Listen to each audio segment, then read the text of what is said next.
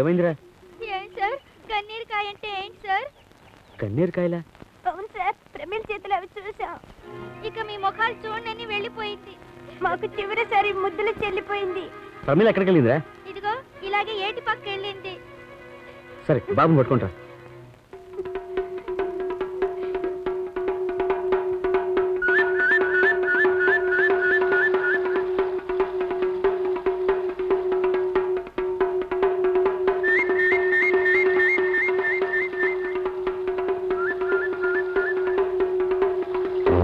ప్రమిళ నీకేమైనా పిచ్చా? ఎందుకు పని చేస్తున్నావు? వదలయ్యా. ఎందుకు సావడం? నువ్వు ముందు ఇంటికి పద, అక్కడికి వెళ్ళి అన్ని మాట్లాడుకుందాం. నేను చచ్చిపోతాను. ఇప్పుడు నువ్వు ఎందుకు సావాలి?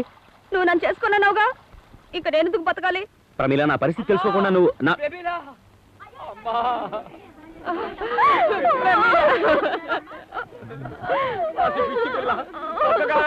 అల్లారు ముద్దుగా పెంచుకున్నావే, గడ్డేరికాయలు నూరి మింగడానికి నీకేం కర్మ పట్టింది? ఏమే ప్రమిళ, తెగించింత దారుణాన్ని పొడిగట్టావే, చచ్చిపోవలసిన పరిస్థితి నీకే వచ్చిందే. అమ్మా నన్ను క్షమించమ్మా, నాన్న నన్ను క్షమించు నాన్న. ఇక నేను బతుకుంటే మీ పరువు మర్యాదలు మంట కలిసిపోతాయి. నేను ఒక ఆయనతో తప్పు చేశాను. ఈ మచ్చ మాకు తేడానిక నిన్నింత గారాభంగా పెంచింది ఎవడే వాడు? ఎవడే అతను? ఎవరో చెప్పి చావే.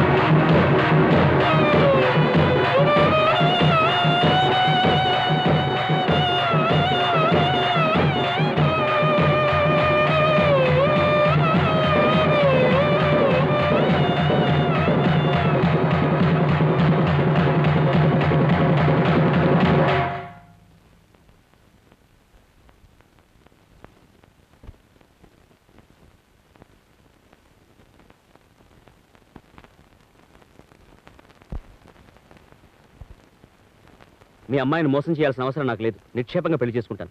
కానీ నేను తప్పు చేయడం నిజమైతే మీ అమ్మాయిని ఆ పసిబిడ్డను దాటమని చెప్పండి.